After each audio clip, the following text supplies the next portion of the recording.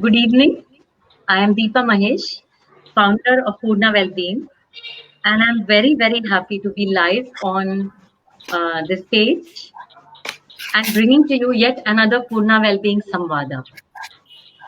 Purna Wellbeing Samvada is a space where we bring different topics that matter to ourselves and to our holistic well-being. And today it's very interesting that we are bringing the Samvada in a different format. It's a panel discussion with people with masters who believe and who practice holistic well-being in their life. So welcome Arul, Rekha, Dr. Radhakrishnan Pillai, Alpa and Avantika to this space. Thank you.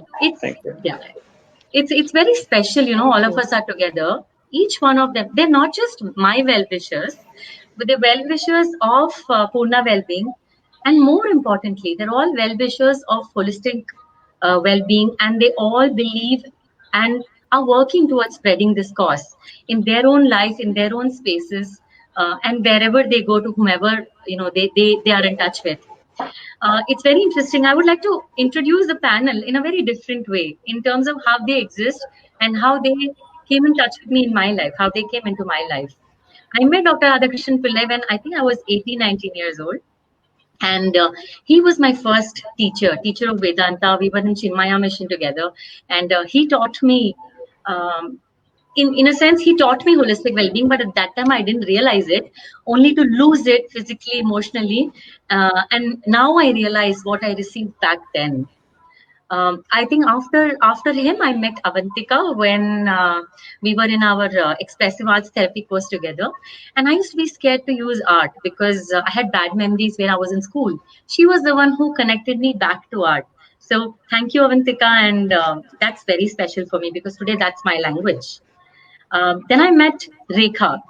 Rekha I met about 3 or 4 years back, and very thick relationship we developed. She's like my teacher. She taught me how to connect to my body and to myself and respect myself as a human being, as a woman. So thank you, Rekha, for your contribution. Then came Arul in my life, and Arul last year actually, and he taught me how to connect with my breath. And one important thing he taught me is don't brood over your past. What is there is this moment, this present moment. So what we learn as mindfulness, he taught me in a very, very simple way. Thank you, Arul. And I come to Alpa. Alpa was my coach, is my coach, and my buddy. A very heart-to-heart connection that we share. And today, if I am this most expressed self, a lot of credit goes to Alpa. And thank you, Alpa, for being here in this space. So, pleasure. Thank you very much for all of you. And it's very important that we bring our energy into this space in this special way so that we can touch humanity and spread this message of well-being. So, maybe we can just throw open the topic. And I think my first question to this panel is, in earlier times, you know, the word wellness had a context. The context was more illness. When we break down, when our physical breaks down is when we feel, oh, I've lost well-being. And we don't even think of well-being. We think my body, you know, has a problem and I have to get some pills and then treat it. So the whole idea is that I'm ill, I'm not well. That's it. But when I reflected on wellness and when I looked at 2 years back, I was having this word wellness, but then I realized that well-being is a more apt word because my being is the most core part of me, and it's wellness of that core part. And that's well, all other aspects of my doing is taken care of. So I wanted maybe all of us could share your views on what is well-being for each one of you. You could term it differently or whatever, but it'll be interesting for us to know. So maybe we go with Arul first. Okay, thank you, Deepa. I think the way I see it is well-being is a inner reference point. So we need to have some kind of a reference point, wellness. So when I look at well-being, what I want, see, many people keep no illness as a reference point, and it's a bad reference point because then you take a lot of stress. You wait for that to really go not so well, and that's not a great reference point. So the way I have understood this is whatever is your best inner state, that can turn around as to be your referral point. And when the deviation starts occurring from that, you have to put in a practice. This is the way I've understood it. The way I currently practice this is within my body, with the body sensations and vibrations and my natural breath. And the moment something is hitting it, that moment I know the beginning of a difficulty. That moment I know that something is starting to be unwell. I put in a practice and I restore my well-being back. This is how I've understood it. Yeah. Thank you, Arun. Alpa? So I say things which are most appropriate, and I would share my own perspective, but I have found a perspective which my guru shared with me, and it is so appropriate. So I would like to share that because for the higher good, that is better. So Sri, who is my guru, he says well-being is to have a disease-free body, a quiver-free breath, a stress-free mind, an inhibition-free intellect, an obsession-free memory, a soul which includes an ego which includes all souls, and an ego which includes all, and a soul which is free from sorrow. So I found this to be so comprehensive and so perfect, and that really is well-being. It covers all the levels of health. So that I think is well-being, which covers all aspects. Thank you. Dr. Radhakrishnan Pillai? Thank you, Deepa. I think the question has been very beautifully answered in our scriptures. Ayurveda talks about these two words very clearly, distinctively. One is called arogya, and the second is called swasthya. Arogi, the one without disease, is arogya. But remember, just because I'm disease-free doesn't mean I'm complete well. So, as you say, swastha, the one who is established in swayam, is swasthi. Now, coming back, I think I totally even agree with what just Alpa said. Deepa, when you say Purna well-being, and that's the nice name that you have, Vedanta, you just mentioned about both of us being part of the Chinmaya mission, talks about 4 or 5 different personalities that we have. Annamaya Kosha, Pranamaya Kosha, Manomaya Kosha, Vijnanamaya Kosha, and Anandamaya Kosha. I think all of us sitting over here know the basics. I am not here to take a lecture. But the thing is that if these 5 sheets that we have, a personalities aligned, a disease-free body, stable mind, intellect, of course, the prana also, and of course, the spiritual side of it. As Alpa beautifully put about, Sri Ravi Shankar ji also teaching this. Now, coming back to this particular point of mine, how do I practice this? Fortunately, I deal with a very different league of people or community of people called as leaders. Because I've been in the Chanakya space, and I find that leaders are actually overachievers. So, I deal with, CEOs of companies, chairmen, a very high post. But externally, they may look very successful. They may be very successful, money, name, fame, glory, and they look healthy also. But at their internal level, they are very stressed out, which they don't really see. So what I say is that for them, the important part is the inner well-being. And I have come out with a term, I don't know whether I can claim something about it, but it's called the intellectual yoga. The reason being that when your intellect is not steady and it is not aligned, you can have a lot of problems, not only for you, but for the whole organization. So I think being in the space of Chanakya, who was a Rajguru, he says your mind and intellect, because leaders take decisions. If an intellect is not only you will have a problem, but the whole organization will have a problem. So that's few little words from my side. Interesting. Yeah.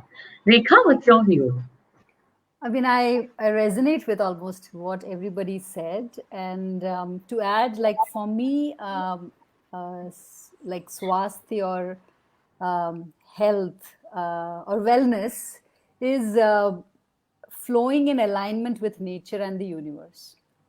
That's so it's, with the seasons shifting in a day as the sun and the moon. I mean, we are so interconnected with everything that's around. Yeah. And so I feel like that rhythm, whenever that rhythm, I am not moving with that rhythm, I automatically find, like what Arul said, I will see that my breath has shifted, or this some ache and pain, something is coming up in my body. But I have found more and more, the more I align with nature, the rhythm of nature and the way nature moves, there is, the need based lifestyle. You live within your need, and there's so much you can learn from nature. So for me, nature is the greatest teacher. And nature, I just don't mean just the plants and the trees, I mean just everything, the planets, the Rhythm. universe. So yeah, and so not just when I feel inside, even when I see things outside and there is chaos, I can also find that chaos within me. And Yes. that's where I have to, so, that mirroring of inner and outer shifting. I think the health is not just me in my body, but the world is also a reflection of my health as well. Yeah, because if that shift, so we cannot see me wellness as an individual perspective anymore. It's an individual, collective, and a transpersonal perspective. So when I move here, I also contribute to this. So I think wellness is such a, we have to see it in such a huge now, I feel.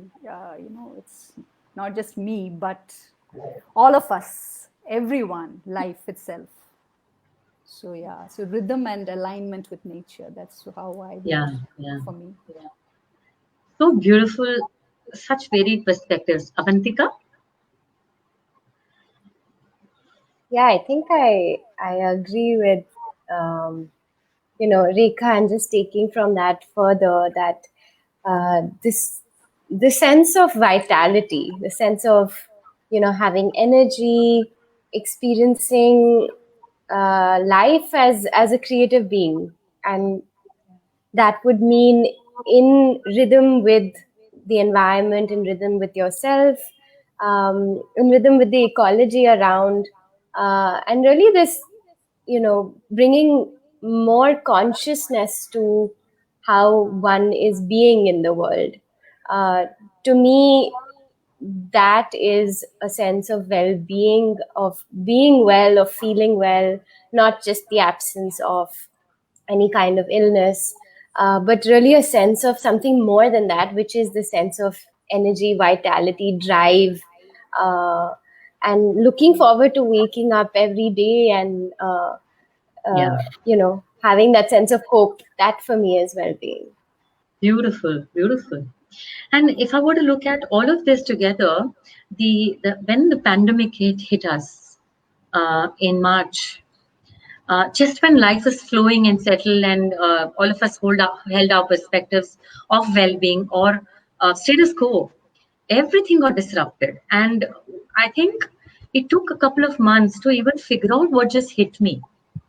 So when we look at this, what do you think emerged as unique challenges for facilitators like us and for the community at large?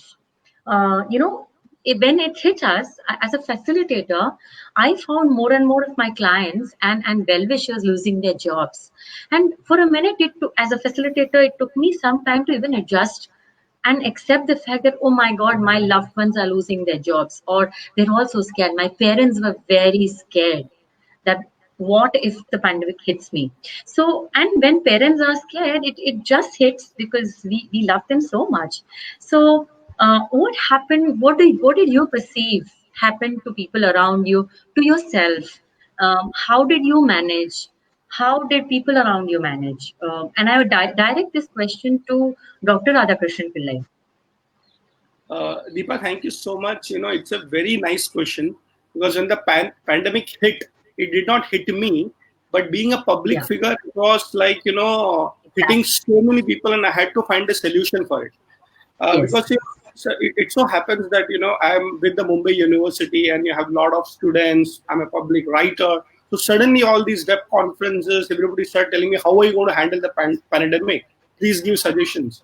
And then I started seriously looking at it as a moral responsibility. And you'd be surprised, in the pandemic, on an average, till the last month, it was 3 sessions every single day, minimum. Okay. And it was went up to almost like 7 sessions. And it was good to sit at home and just do lecturing. But I realized it's a responsibility that people look upon and saying that what is the solution. I'll just tell you in short what I did. One is, first of all, calm down myself. Okay, I have an office also. I have people around with me saying that if the leader loses the cool, calm, quietness, everybody will lose. So I have to, first of all, be very calm, quiet myself, and then I have to inspire others. Chanakya calls leaders as having a quality of Utsaha Vardaka. You have to be inspired, but you have to inspire others also.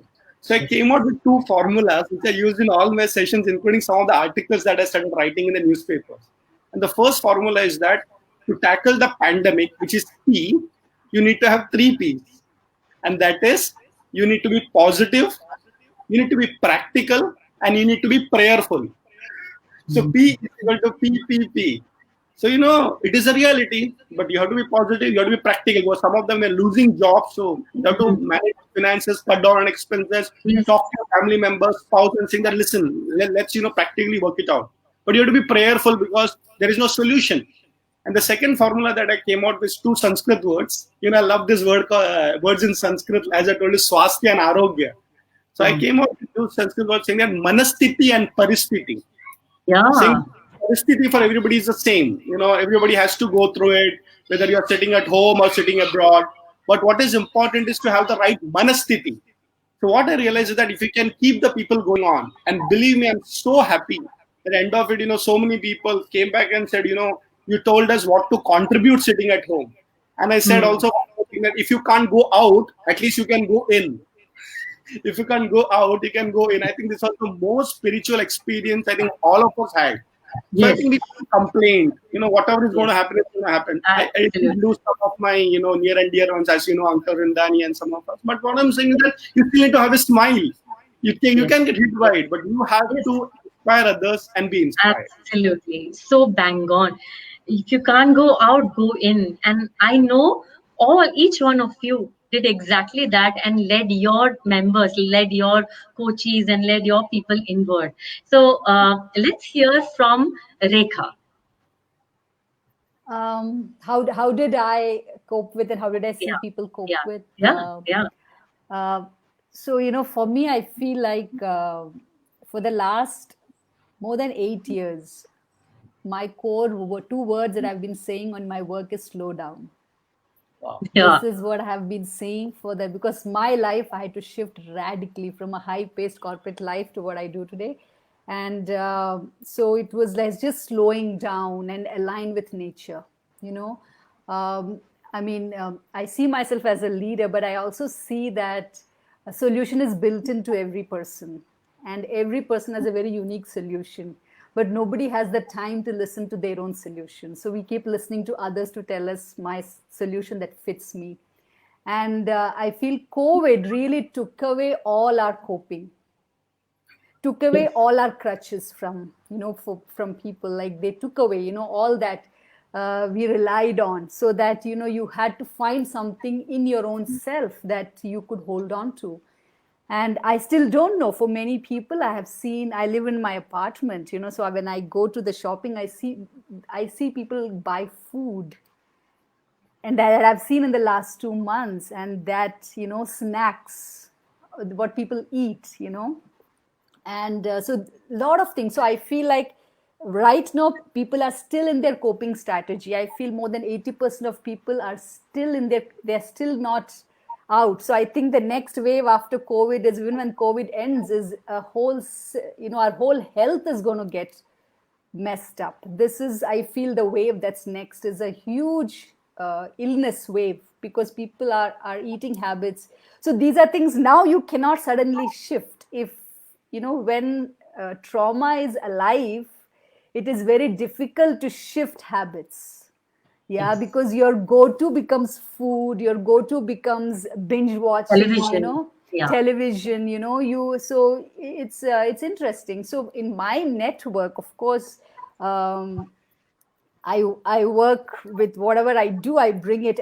But at some point, I also felt that as soon as this happened, my immediate thing was, I want to be out there and, teach people this. Then I felt I have to withdraw. I also have to let people collapse. and face the trauma and not do short-term fixes, because this is not a short-term fix. And there is, I mean, we have moved so far away from our rhythm, and we feel that we need to learn. But I think the minute we slow down, we become present to what is already healthy in this body. But we do everything to keep us away from being here. But so for me, this whole movement has been from doing videos every day and doing that to completely pull off from social media and letting, because even in the journey that I lead a 9-month journey. I saw how trauma opened up for even the strongest of people. Trauma opened up in a way that was not there before, and all the coping strategies were not there. You didn't have access to nature, and at some point I felt like, I use this word, holding space. You just have to be there for people without even words or anything. If people are going through a downturn, you just being there for people and letting them express it, you go through the cycle, because not everything is light. We also move through the dark and the light and the dark and the light. So we have to allow the rhythms. So, so that's, so I feel like nature is letting us know that, we are indispensable. We can be taken out of this planet and the planet is fine. So we true. are the problem creators, we can totally be taken out. That is, I think, and I think we have to realize that. We have to, I think the fear even of death has to really hit people. We will die. And what are we doing with our life? I think this is a huge wake-up call. I think COVID is such a wake-up call, and short fixes are not going to be enough. And that is what I'm actually very grateful. Though I have people, I've had very close friends who I have lost to COVID, and they will never be in my life. But I also feel like this is a time we are going to look back. Generation is going to look back and say that something shifted on this planet. I hope it can be said. So true. And as you were speaking, what I connected with, actually, I lost 2 very dear people from, not to COVID, but during this time. My own father and a person called Uncle Rindani, whom I treated as my father figure. So these 2 people I lost. And but what really emerged is, I think I've emerged stronger. Not getting attached to the physical presence. And I think when I look back, how did that happen? I attribute to this connection that I have with the divine, and that divine guiding me to hold myself during this difficult time. So when Dr. Radhakrishnan Pillai talked about prayerful and connected that with surrender, these are the 2 thoughts that came to me. And if Arul, Avantika, or Alpa want to come in to share their perspectives, either on COVID or on connection with the divine or prayerful, any aspect. Yes, Alpa. Yeah, I think Dr. Radhakrishnan Pillai and Rekha both have answered it so beautifully and so holistically. I just wanted to be more real and say that had the pandemic hit 5 years ago, I think I would have collapsed. I would not have been able to take the extra work or not in terms of the fear of death, but at least the extra management that came along with it. But the strengthening of that connection with your own self, when that falls into place, I think I was able to see the situation, the world, and the same thing around me every day with a new pair of eyes. And which is why I could see a new possibility, a new opportunity every day, where people were seeing doom. Somehow I was wired to see opportunity.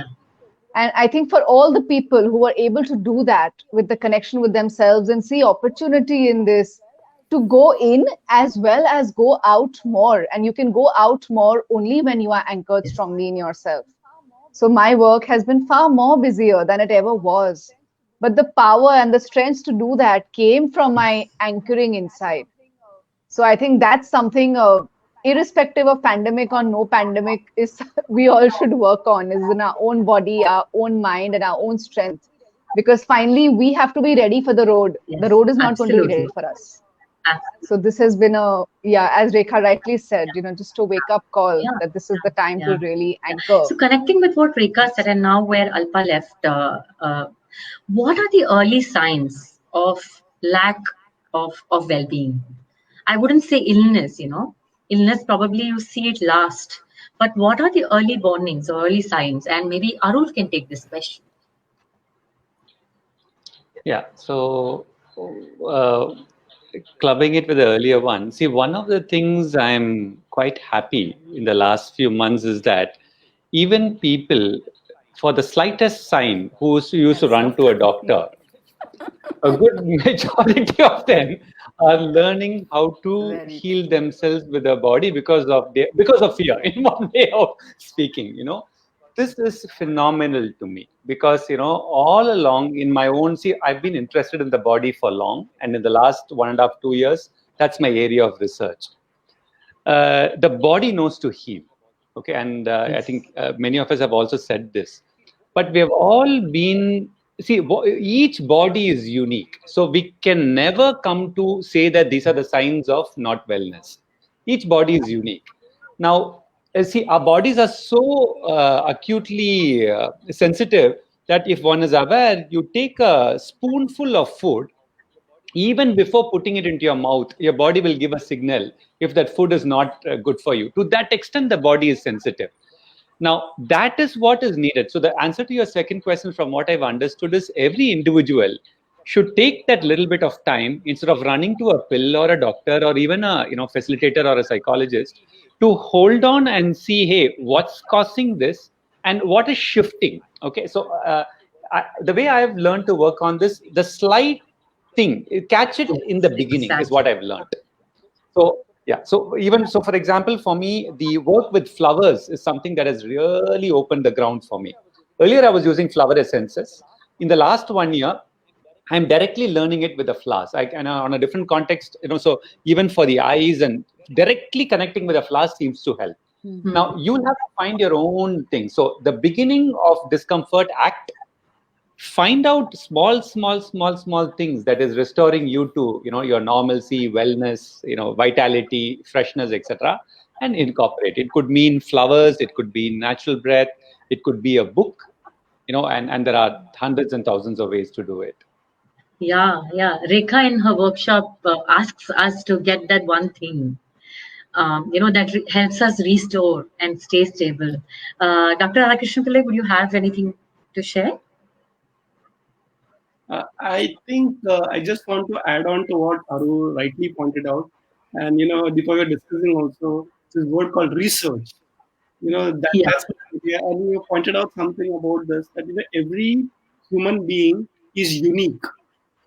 It's been proven by scientific data that two people can be equals. Equality is like a strange concept that comes from the West, and think that everybody has to be equal. But the reality is that everybody is unique. So equality as a legal thing, that everybody is equal to the law, is fine. But even two identical twins will never be equal. If you look at it, nature has made us in such a way that every single person, millions of people, their fingerprint will be unique. The retina will be unique. The sputum is unique. So I think somewhere we have to stabilize with ourselves and saying that, listen, I'm a unique being. And sometimes the medical reports cannot prove it.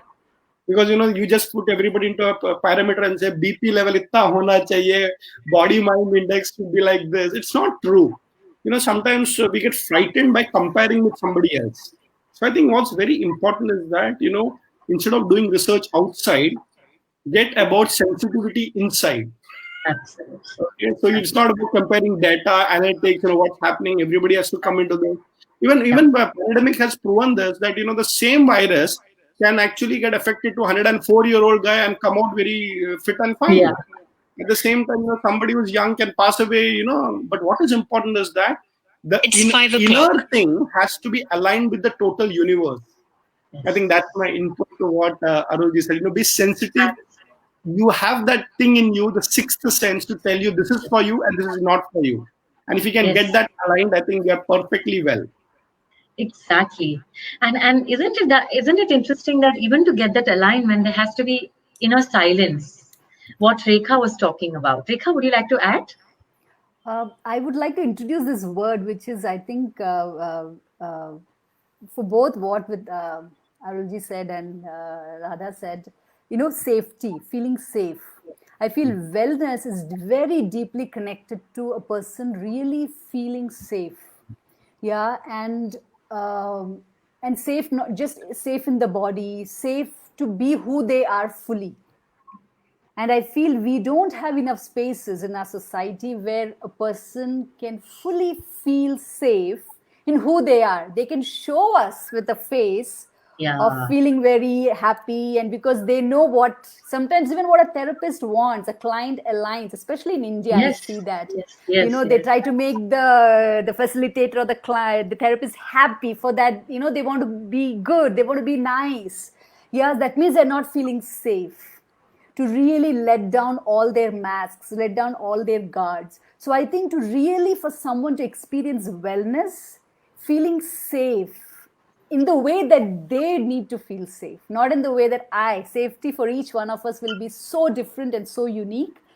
And I think that is something really creating those spaces where, however someone is, whether it aligns with what I think, whether I like it or dislike it, can I still move towards that person? Can I tune or align my space or my presence or me in a way that they feel safe so they can move towards wellness? Because I feel not for everybody moving towards wellness is an easy move. It's very difficult when there is trauma. You cannot move towards wellness.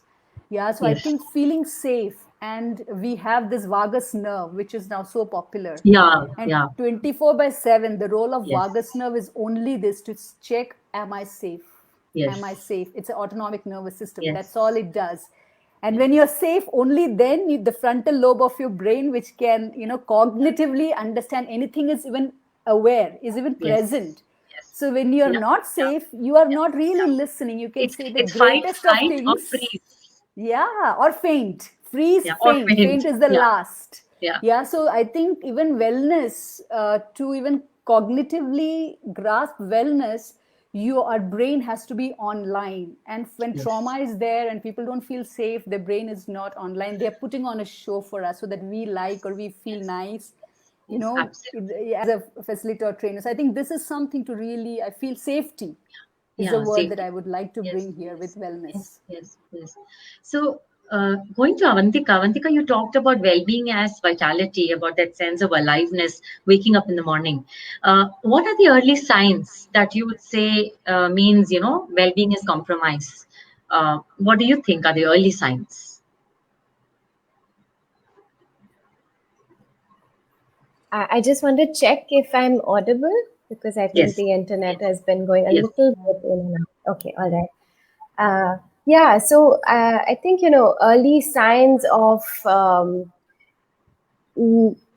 not experiencing well-being could be experiencing any kind of sense of imbalance. Now, that may come up in the form of changes in levels of energy. It could be a change in the person's mood, appetite, sleep patterns.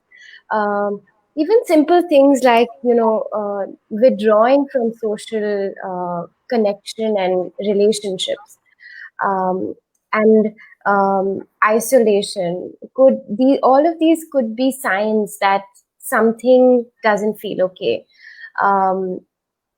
There is maybe a necessary kind of existential emptiness that we feel, and it's different from that. It's different because it could come up in the form of feeling frequent bursts of anger or irritability, and mostly not being able to maybe regulate your emotions, in a favorable manner. All these can be towards something feeling not okay, something feeling off. Yeah. Would you like to add, Alpa? Yeah, there's something I wanted to add, which, came up for me as Rekha was sharing. And you do know that I speak so much about, masks and being ourselves and being safe to be ourselves. I've found that, most of us are very insecure people. And in that insecurities that we nurture within us, for us to hold space for somebody non-judgmentally becomes very difficult. So the work I do mostly is to help people be themselves irrespective of the surrounding around them. Because the surrounding may not be something which is conducive or making them feel accepted or loved. But if you can find the power within yourself to know that you're enough, you're good, and you don't need anybody's validation to feel that safety, that I feel is a good way to feel that safety. Yes. Because I've been in an environment which I believed was unsafe, which was more a projection of my own inner drama. And then as I found my own safety, that whole atmosphere changed to be safe for me now. So what really changed was how I perceived it. Yeah. So, that work on yourself to just invoke that power in you, that Shakti in you, that Krishna in you, whatever, to just feel safe irrespective of what is around you. Yes. Is Yes. something which we should all strive for. Yes, That's something yes. I wanted to add. I completely agree with you, because just yesterday I facilitated a session on guilt and shame, and a month back on masks, and that's exactly what I was sharing, that we collect masks to take care of ourselves and please the others, but then we fragment, and then we just break away from ourselves more and more and more, such that we can't recognize ourselves for ourselves. So there was a question, and this question was, is well-being a luxury? Or is it an easily accessible thing for people? Especially if you see students, they don't have, that's what they believe, that they don't have much funds, or rather they don't want to invest in well-being, whatever it is. So is it really a luxury? Is it so, does it cost so much to adopt well-being consciousness and a well-being mindset and reach out for well-being practices? And I'm going to direct this question to Avantika, because she works with students as well. And then to Arul, because he also works with students.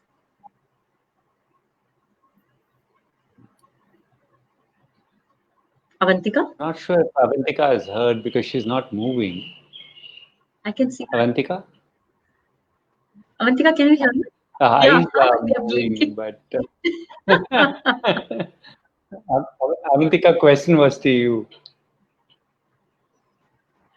I'm sorry, it's going in and out a little bit. Can you repeat that again once? So what I was saying was that is well-being a luxury, or is it an easily accessible thing?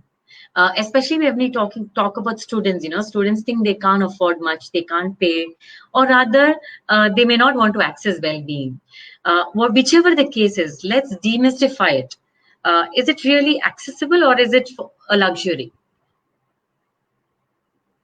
I think it's an interesting question, because ideally in our society, well-being is something that needs to be free, right? It's not something that it as I see it, it's something that needs to be part of our education system. It needs to be part of our training. It needs to be part of just developing self-care tools, right? And that's another way of looking at coping and well-being as a means of access to a healthy life. Yes. And so if we put it in structures and systems, yes, one can access it through therapy, through coaching, through workshops, through organized events. However, I feel like that accessibility is really also increasing with a lot more. That's now, thanks to the online medium, a lot more is available online for free as well. And I think that's been one of the biggest boons of this time, to be able to reach anyone, anywhere, simply how we are also all coming together. So I don't think well-being, to answer your question, is a luxury. It is really a necessity. It is something that needs to be seen as the base normal way of life. Yes. Thank you, Arul. Yeah, I'll give a couple of short answers. I think it is very economical, cheap, inexpensive for well-being, as Because far we as I breathe. understand. As far as I understand, I will give a couple of answers. Yeah, one is breath, and maybe quickly at the end of this, I'll give you an example of that. Yeah. The second is that it's the most simplest of food, which is going to contribute to our well-being. So, for example, I had the good fortune of meeting a Varma Kalai master, 82 years of age. He lived in Chennai. He just moved to Kerala. He was earning extraordinarily less. And he was one of the best in the world, as far as I have understood about the body. His choice was to earn less. And you should see his body. I met him when he was 82. He doesn't wear a shirt. Fit as a fiddle, or even better than that. He just used to eat some potatoes and normal vegetables, normal stuff, whatever you get, extraordinarily well, because he was doing a 20-minute exercise every day, which pushes the prana into every joint of the body. And he's taught me the exercise, which I've also taught to people. The second, see, I'm a big bhakta of flowers at this point of time. Okay. Flowers on the plants. 5 minutes every day, go and place some part of your body on it. Say the closed eyelids, forehead, touch it. But you need to touch it so that you are with the vibration. I can tell you that 8 hours of stress gets released in 10 minutes of a direct, simple contact with flowers. To that extent, it is like that. Okay. Now, talking about students, even before all this, there is a huge unwellness that has been going on across the years at the census level. The census of the students is extraordinarily getting corrupted. Yeah. It's tremendously getting corrupted, and recovery is going to take like large number of years. That problem still continues. Okay. Now, It has increased, Arul. It is increased, yes. Now, for me, if I just look at these two, the corruption of the senses, see, what is fear at an inner level is a shrinking. It's a shrinking of the being. Yes. What is going to cure both is a widening of the senses, is a real widening of the senses. This is not understood sufficiently at an experiential level, and thus I see that corruption of senses is continuing with the students. Okay. A last quick answer on well-being is, I want to take an extreme case to demonstrate how natural breath is useful. I'll keep it short. Once I was doing work in an NGO where you have people from the local communities. I was doing the natural breath. There was a 6th standard student whose body was jerking. We can only do for 2 minutes with kids, otherwise they'll get distracted. Later on, one of the facilitators told me that the girl was raped multiple times. Okay. Immediately, I knew why the body is jerking, the sense of disgust. For 2 months, I used to go to that place for once a week for 1.5 hours. Every session, for 2 minutes, I'll do the natural breath. And again, 2 minutes, I'll do the natural breath. I'm not joking. 2 months later, 80% of the girl's jerking disappeared by itself. And I've got many stories, from the natural breath, because I've been extraordinarily experimenting with this. Well-being is inexpensive. It's God's gift to us. Yeah, so profound. Rekha? I think we are made in well-being. Yeah. We are, we have to really work hard to take us out of well-being, and that's what we do. Yeah, well-being is the most natural thing. I mean, it's so interesting that we are talking so much about well-being. Exactly. That itself shows that how much as a culture, as humanity has moved away from its own nature. We have so moved away, because when you see a baby, a newborn baby, unless the parents were in trauma or, didn't have access to well-being, but a child comes, like you look at a child and, anywhere in the world, you feel well. You feel joy just looking at the child. So well-being, nature has given us. We are born in well-being. And I think that is something that we have to also realize. I think systems and institutions have to realize that well-being is a natural state. And how can that conversations, how can, because we don't see well-being. We've gone to we have to go to nature to understand what well-being is. You go to near a tree or a forest, then you say, oh, well-being. But that's, you go and stay in the forest, you go there, you just within few days you realize, I'm well, So again, I come back to the rhythms, coming back into our own rhythm. And one thing I would add is, in my work with trauma, like something just like that Arul touched upon, about the girl, a rape victim, and how that in a trauma space, you were so committed, like you kept going for, for such a long period of time and going. So for her, well-being was not a luxury in her inner experience. So when there is trauma, well-being is not a luxury. It is actually a very long distance that a trauma victim has to walk to experience even breath in its natural rhythm. So I think that is what we have to understand. And in those, when there is trauma, telling and speaking, none of that works. Nothing in the mind works. No inspiration. They cannot even read. They will not be able to sustain that. So because the brain, so this is what you need. I keep saying this now a lot. You need this to be online, to able to understand, to make meaning. But when there is trauma, this is offline. Everything is in your body. So someone has to be there who doesn't need to talk to you. They can keep sitting and breathing with you, so it takes its time.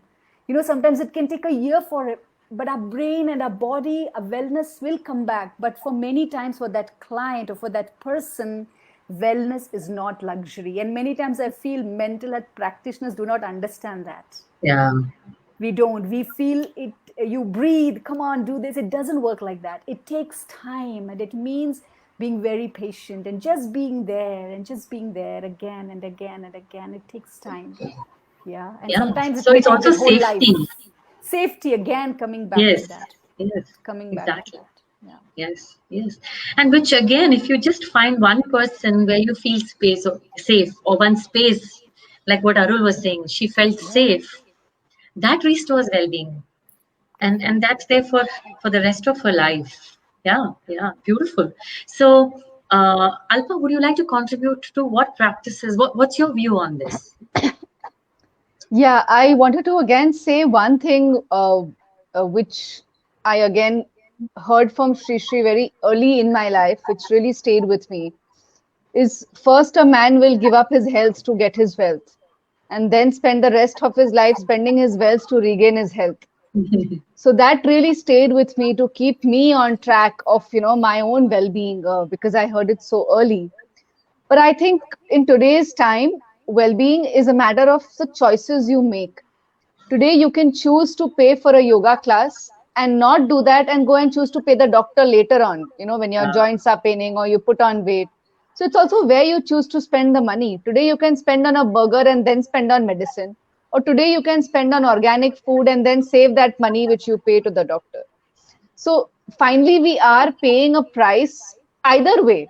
It's not that we are paying a heavier price by not focusing on well-being, is what I think. So if you are having to pay a price for well-being, I think, again, the work we do is to value yourself enough to choose that over the other less expensive option, probably. But choosing yourself is, I think, very important to well-being, because once you choose yourself, the other choices get easier. So what practices, like what Arul and what Rekha talked about, Dr. Radhakrishnan Pillai, if you could share simple practices that can help, and they may not be expensive, but very, very simple things that one can do to develop and heighten the sense of well-being. And then maybe Avantika can take this question. So I think practice-wise, there can be two ways of looking at it. One is practicing on oneself, and if you're a well-being practitioner for others, or a healer, or a well-being guru, whatever you may call it. So I think it's like, if you don't practice it yourself, you'll not be able to do it for others. So first of all, we have to be role models ourselves before solving others' problems. So I think we need to be, first of all, be very clear that we have to be aligned with ourselves, and we have different methods for it. It could be meditation, it could be whatever path you choose. So I think if I am going to be solving somebody else's problem as a well-being coach, expert, whatever, I think I need to be first of all a person who is himself understood what my well-being is. Simple tips, I think, first of all, meditation, watching your breath. I think it's across all different practices, cultures, religions, traditions. But I think the first thing which probably connects us to the soul is the breath. If we can even sit down every day for 20 minutes, just 20 minutes, just watching our breath. The Buddhism calls it anapana, and here we call it with so many names. I don't want to get into the details, but I think it's been scientifically proven, and it has been proven across generation, age group. But if your breath is under control, or at least it's aligned, that means you are aligned with your mind and intellect and body. So I think between the body and the mind, that's only one connection, your breath. Watch it and you can do it. The second important thing is that as a practice, if you are a coach, a healer, or a well-being expert who helps others, only one practice, unconditional listening. As you know, I think Rekha put it very nicely, just be there. Sometimes we get into so much of advising that the person doesn't require advice. You just want a human being to just sit next to her or him and just cry it out, I'll give one simple example. There was a friend of mine, or rather a student of mine, he just called me up at 1 o'clock in the night and said, my brother is going through this traumatic experience. He wants to leave home, blah, blah, blah, blah. And, and he said, why don't you come over? So I was like, listen, first of all, I don't know your brother. I don't know what the problem is. I know you. But then I said, can you manage at least for 2 nights? It's 1 o'clock. Okay, then I said, okay, can you come? Yeah, we can manage. The next day I went. But, in the morning I resisted not to go. Because I don't know the person, and it's a very clear-cut formula by Chanakya. Never advise a person who doesn't want an advice. Because sometimes we get this whole expert thing, that my student believed that I can advise a person. Afternoon again, he called up and said, sir, are you coming? Then finally, with a lot of resistance, I went in the evening. So imagine, it's almost like a 24-hour cycle that I waited. And I went over there. I'm meeting this student's elder brother for the first time. Okay, I've never met him. I don't know what the problem is. So he said, go inside to the room. He was literally crying, and it's been a problem for the last 6 years. Can you believe that? 6 years. I said, okay, God, if you have brought me till here, which I have avoided, let me do only one thing, that I will not react. I will just be around. So the family, including my student, they just put me into that room, sitting over there. I just sat down over there for 20 minutes without opening my mouth. Neither did he open his mouth. Can you believe it? I don't know whether he's going to hit me up or I don't know what, but I just sat over there. And believe me, after 20 minutes, he started opening out. He just opened out. It was 1.5 hours. That was one-way communication. But after that, I said, he's out. Sometimes you have to let it go. And believe me, after that, for the last 3 months, we meet every week. What Arul said, if you want to work on a person, it cannot be one-time advice. I meet him every Monday. We meet in a temple, even though it's a pandemic, we say, I go to a Shiva temple, he comes there. And for the last 3 months, it's unconditional listening. And my student, the other brother of his, says that, it's working fine. He's out of all his problem. I said, I don't know. I don't even know what his problem is. To be very frank, I did not put my head into the problem. But I remembered one very beautiful Jewish statement. It says, if you have saved one person, you have saved the whole humanity. So if you can listen to one person, that's enough. And believe me, one practice that it could be a mother, it could be a grandmother, it could be an elder brother. I don't know who it is, but that one practice for yourself is 20 minutes. Just watch your breath every day. And the other one practice for others is that listen to them unconditionally. Don't become an advisor. They will take your advice when the right time comes. Beautiful. You remind me of what Arul told me. Don't need to go to the past. Thank you. Avantika? Yeah, so taking from there, I would add that, I completely agree with expression, finding ways to express yourself, and whether that means through talking to a trusted listener, or whether that means journaling and writing and reflecting your thoughts, either through writing or through art. Personally, for me, and as an expressive art therapist also, I've seen the power of the arts and just bringing that in as a tool, as another language, which really speaks to much deeper parts of ourselves that don't perhaps have ways to come out. And So using the body, really integrating the body into that expression, and where it could even be moving to music and releasing through the body or expressing through the body, without looking at it as a skill, as something I need to do and I need to look a certain way, or the product should be a certain kind. It's really just about that process of expressing is a way to connect with your inner state of being, and acknowledge whatever you're feeling wherever you're at.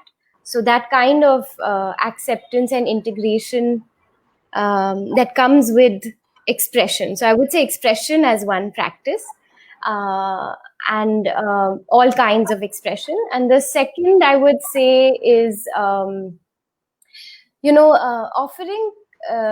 kindness to yourself. So we may call that self-compassion, we may say self-love, but really, how is it that you talk to yourself in your mind when something happens, or something goes wrong, or something goes well even? What is your inner self-talk like? I think that is really telling also of your own state of well-being. Where are you at with yourself? And if you can offer that kind of kindness to yourself, there is capacity to offer that empathy and kindness to others. And like Dr. Radhakrishnan said, that unconditional, positive regard, which is such an important part of being in the mental health profession. Yeah, so beautiful. So this, to me, when I hear all of you say, it seems it's not at all a luxury. It's a necessity, and so easily available. If nothing, breath is always there, and all of you kind of mentioned that as a very simple, profound, and necessary practice. So I think I take this away for sure, and Arul has been talking about this in all his sessions, lectures. And recently, we are right now learning to draw mandalas. And our teacher Prasad, who is leading us through it, Arul and I both are attending it, along with 16 other people. And so beautifully, he says, the process of drawing the mandala is a pranayama. And every stroke we make, it's with the breath. So even in the doing space, you don't have to sit also, even when we are doing. And I can see that today I've drawn so many mandalas from the last few days. I can see how the evolution has happened. It's like an inner massage that happens. And then what comes out, I'm shocked. Okay, did I do it? Did it come through me? Where did this come from? So beautiful. So can't emphasize the importance of natural breath and really consciously using the natural breath to enhance our well-being. Thank you so much to all of you. Anybody, did I miss out anybody? Do you want to share any other practice that's coming to you at this point of time, which can be as simple? And did I miss out on anything? Did I miss out on asking anyone? Yeah. Yes. I think there's something I'd like to add. Yes. So I think all the practices everybody has shared are beautiful, and they're all right. The one part I wanted to share was alignment with your own intuition. So there's an awareness, there's a reflection, and alignment with what you know is right. So at that moment, do you need journaling, or do you need to offer gratitude? But these are things you do to manage it. I think there's a very important component of well-being, which is doing work which is in line with your life purpose. And I understood this. I understand this as I work with people, that either you can be pushed by your fears. A lot of my clients, they are doing all the practices. Okay, they are journaling, they are massaging themselves, they are doing yoga. But the energy with which they are doing it is out of fear. Out of fear for the body, they are doing everything so that they remain healthy. That energy, I feel, is toxic. So when you shift that energy of why you are doing it because your body is sacred. You're doing it as a gift to yourself. That is a nourishing energy. When you are pulled by your own vision for your life, that, I have to do so much in my life, let me keep my temple healthy. It's nourishing. But the same actions, if you're doing from a space of fear, will not work the same way. So the Yes. energy behind the practices is something I wanted to bring Yes. attention to do it with sacredness, to do it as a gift to yourself, to do it with that energy rather than out of fear. Yes. So that's what I wanted to bring. Yes, and that's what you Deepa, shared. can I add on? What is it that you talk inside? So, what is going on inside? Yeah. What is the energy behind? Thank you. Yes, Dr. Radhakrishnan. Thank you, Alpa.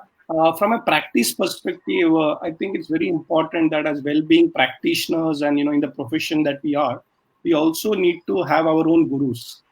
It's a saying that every consultant has a consultant. So sometimes it so happens that we come across many new challenges which probably may be unique to us. So what does a doctor do? He may be a specialist and he may have treated hundreds of people. But when a unique thing comes, he gets in touch with his association or maybe an expert who he can consult to. I think it's very important that as practitioners in this particular group, we require each other. We require each other's support because otherwise it can become a lonely journey. Yes. It's not about giving me and my so-called clients or the people whom I'm healing. It's actually helping each other because today I learned so much over here. So this is what Chanakya also said. That even if you are a Raja, you require a Rajaguru. So I think it's very important that all of us are helping each other, and each one of us have our own gurus, mentors. And what is the important word is that it's constant association, not just when you require them. Because it's a complete energy cycle. I teach somebody and I learn from somebody. So Guru Sishya. So I need to practice it and get guided by a better practitioner than me. That's how the cycle completes. Thank you. Beautiful. Thank you so much. Yeah, beautiful. Anybody else wants to add? Yeah. Yes. I think Rekha is trying to go. Rekha, you go. Yeah. I'll come. Rekha and then Arul. Okay, I just wanted to add this line. This I have been hearing. I heard it early this year, from this really amazing. He's a Jewish spiritual teacher. His name is Thomas Hubel, and he's doing a lot of work on personal, collective, and transpersonal trauma. And the one thing that he says is, he talks about interbeings. We are not just human beings, but we are interbeings. And he talks about this phrase, "I feel you feel me." When you're with people, that's when I feel you feeling me, something in me shifts and something in you. So when I shift, I also give that to you. So many times when we are with people, and for that we have to be here, unconditional presence, unconditional being here. And usually it is in that. So, though this work is alone work, also we, I think, being with people and allowing ourselves to be seen and seeing the other person. I think that this sentence is always with me now. I feel you feeling me. So when I'm with someone, whatever I have going on, I have to put it all on standstill. Even if it's my, the security downstairs, I have to be there and, be there with the security. Or just don't do it like that, if I cannot. So whoever is there, so that means I have to slow down my pace immensely. So, and there is something in that exchange. There's a human exchange, being human. I think this is, I feel you feel me, so being human.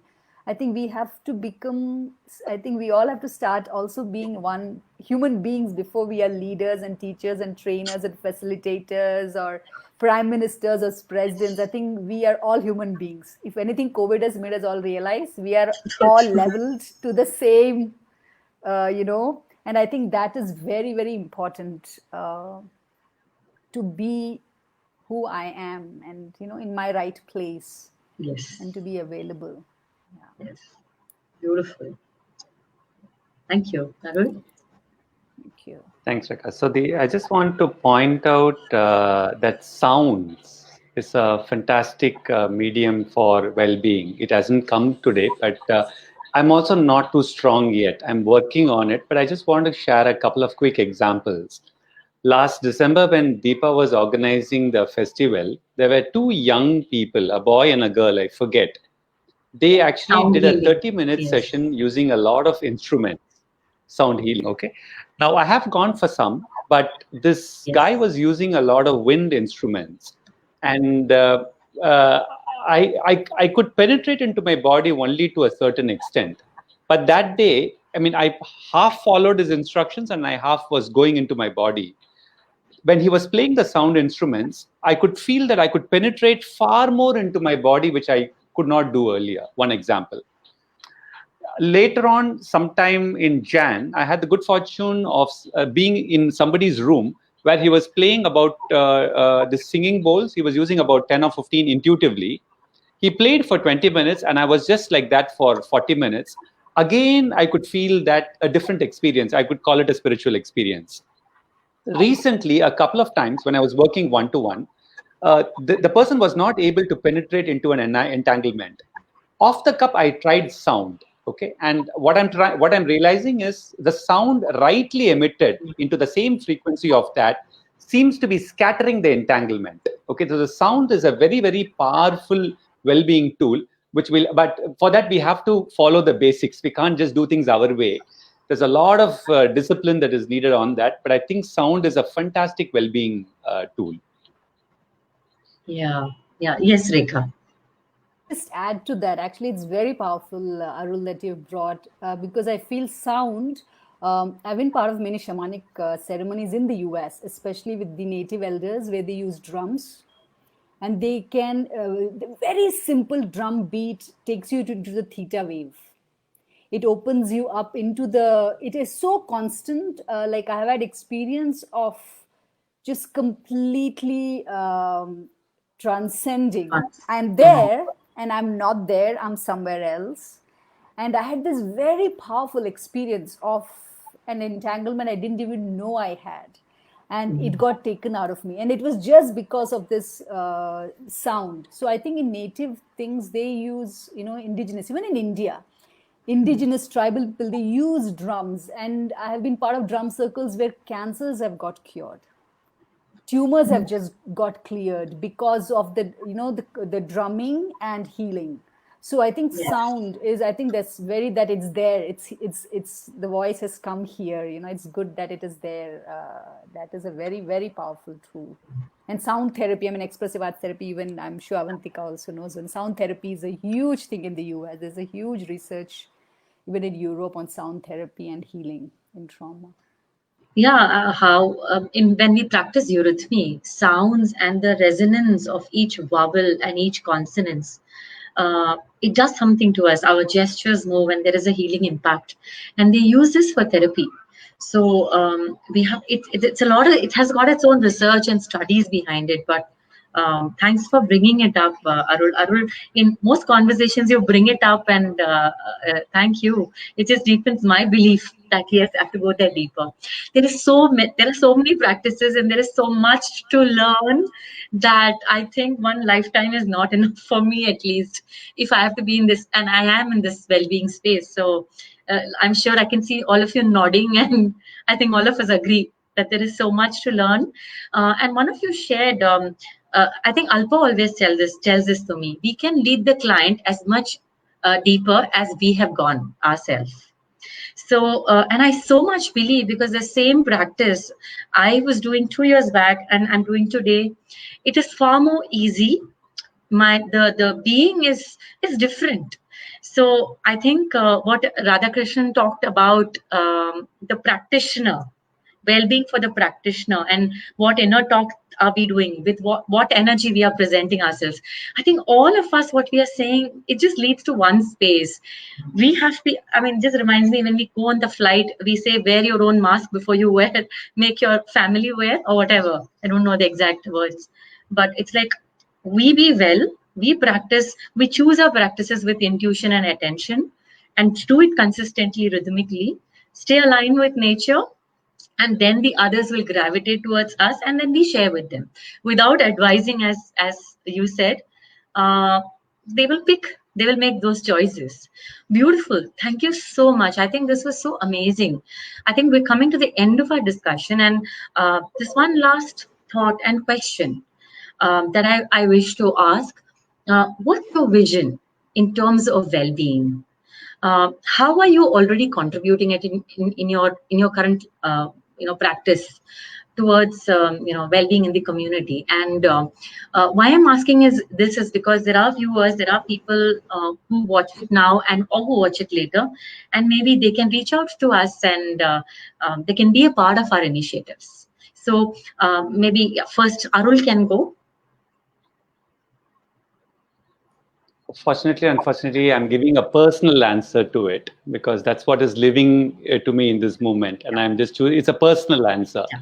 See, for me, my current research is that I need to be able to work with people at the substance level of the body. Because when we go deep into the body, it's not where Vipassana reaches. It's a little bit deeper than that.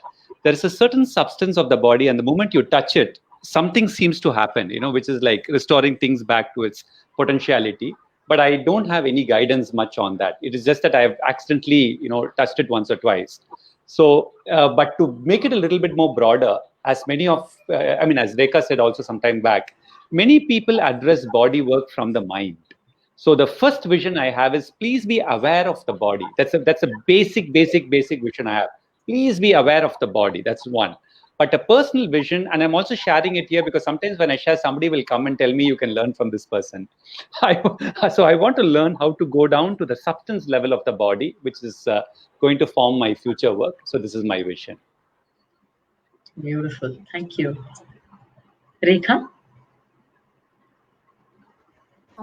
My vision, I think my work in the way that it has emerged right now is really creating safe spaces, individually or collectively, that when someone is there, they feel their body.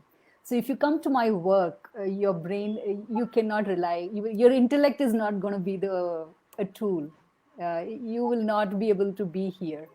You get pulled into the phenomenology or the body and existence right here. So many times people come, they know it, they enter and they really become present to their limbic system, their emotions, and they're like, I'm not an emotional person. Why am I feeling? So when you feel so safe that suddenly, you can no longer hold on to your masks. They automatically come down and you're able to be vulnerable. So my work is creating spaces that allow people to really become vulnerable and feel very deep connection with each other. And most of my work is group. I do a lot of group work, and people never meet each other. They might be on online spaces, but they experience very deep connections in their own healing. So I think that's how I see, and that's a skill I also am imparting people. So everyone who moves out of my work, they're able to create more safe spaces, non-judgmental, safe spaces that they can hold for others. So I feel like there are more and more safe spaces in the world that however you are, we are, I think every one's desire or longing is to be seen just in how I am, in what I do, whatever may be, for people to receive that. Yeah. And that's my vision, that we have those spaces where we can see each other. So that's my vision. And I feel wellness happens, then wellness is a happening, I feel. Beautiful. Alpa? That was so beautiful, both of you.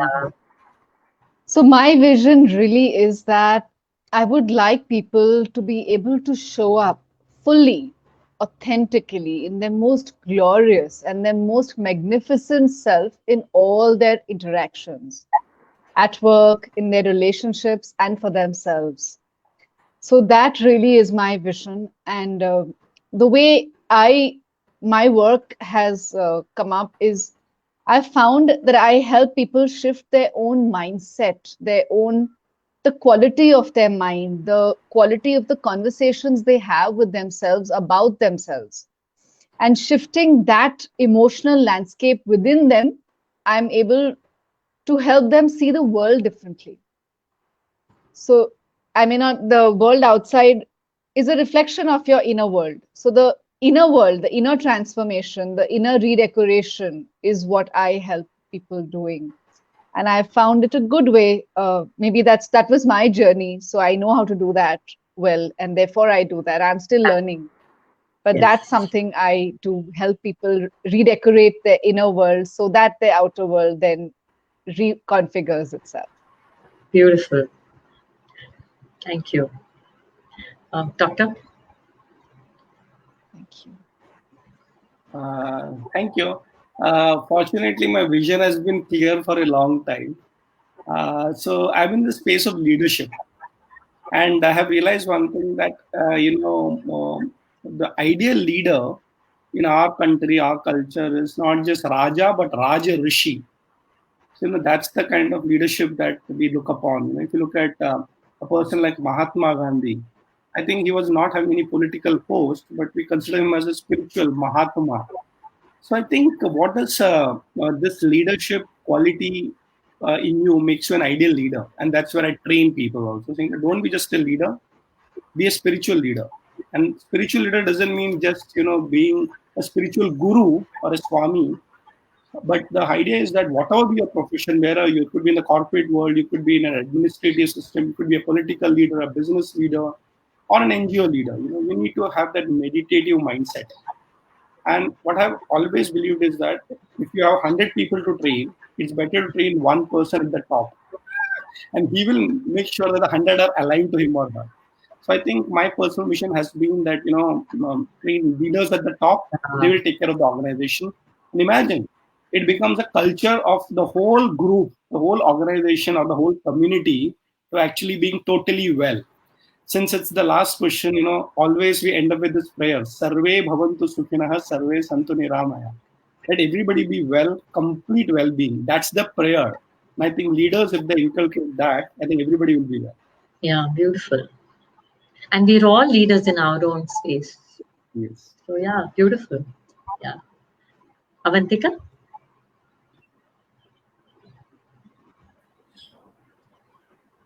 Yeah, my vision is to really support people individually and in groups to live more in their body, to experience. We live so much in our minds, and I think we're trained and wired, and society is in a way reinforcing that kind of cognitive lifestyle. And I think really to go back to living in our bodies and experiencing this integration. And I think that by itself can really take care of so much. And living at ease, this whole, what we call dis-ease and disease, is really the sense of not having ease. And ease can come even in a very painful situation, even in the midst of a crisis, even in the midst of trauma. So how can we learn to develop that capacity within ourselves, and maybe not even develop, but just tap into that wholeness that already is there, that many have also touched upon, that inner intuition, wisdom, presence, that is available. It's there. So how can I become less relevant in people's lives through being a mental health practitioner? I think that would be my aim. So I can also, in that way, have more impact. Beautiful, well. beautiful. Now I know why. It just justifies why all of us are together for this particular session, because we're all talking the same language. When I get in touch with my vision is to help people experience and heighten well-being consciousness, feel it in their depths, not wait for dis-ease, as Avantika you said. And I've realized this after I lost it. So I mean, if I can help people not lose it, rather retain what they have and live joyous and live free, why not? And I think that's the reason I'm born, and that one of the reason of all our initiatives at Pune Wellbeing is that. So as a human being, in my work as a life coach, as a facilitator, of groups. It is to help each one of us, including me, see how beautiful, how powerful we are in our core. It sounds sometimes like what Alpa speaks, but I think I can't speak anything different, because that's just how I feel. Once we taste how powerful and how beautiful, how radiant I am, it's impossible to go back to feeling shrunk and small. It's just beauty. It's just a sense of well-being. And yes, we have to do a lot to remember. And this is something I learned from you, Rekha. We have to just remember back the wholeness we already had. It's just going back to the source, going back to who we were when we were born. And then we are back again, integrated. So beautiful. I learned so much from today's discussion, today's session. It's rich. I hold, and it's so much that I'm sure I'm going to go back to this and pick so many things. There is a beautiful comment that Priya Ramakrishnan has written. She says, it's beautiful to see how each one of them are talking from different spaces that one connects, but collectively with all these pathways, the destination of transformation is the same. And she says it's an interesting discussion. And if I were to sum up, I would have exactly said the same. So thank you, Priya, for this beautiful comment, and thank you, each one of you. Huge gratitude to all of you showing up, bringing your full-fledged your energy into this, and and teaching each other. And like you said, no, this is the community where we help each other grow, listen, learn, and this beautiful space. I'm short of words. I think I'm trying to say something which I can't verbalize. Sorry. Yeah, thank you. Thank you, and Punar Milava. Thank you so much. Thank you, Deepa. Yeah. Yes. Yeah. Thank you. Thank you. Thank you, Bringing us Deepa. all Thank you. together this way. Yeah. Thank See you. you.